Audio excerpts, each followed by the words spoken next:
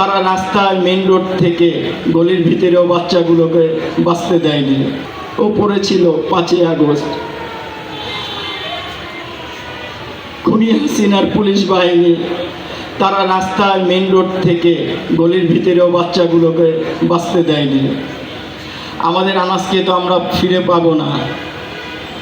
যেই আনাজরা বেঁচে আছে তাদেরকে আল্লাহ ভালো রাখুক এবং এই আনাজ সহ যত শহীদ পরিবারকে আমাদের যারা নির্মমভাবে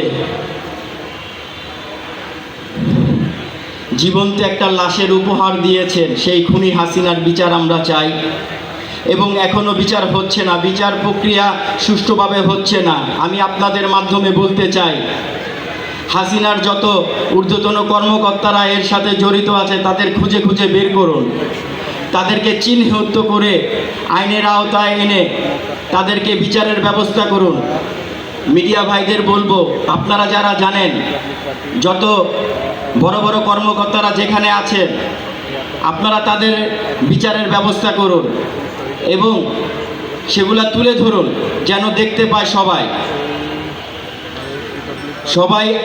সবার কাছে অনুরোধ জানাই, এই 24-এর কোটা থেকে বৈষম্য যত আন্দোলনে শহীদ হয়েছে সবাইকে আল্লাহ যেন জান্নাতের সুউচ্চ মাকাম দান করে এবং আপনাদের দোয়াতে রাখবেন সবাইকে। আসসালামু আলাইকুম।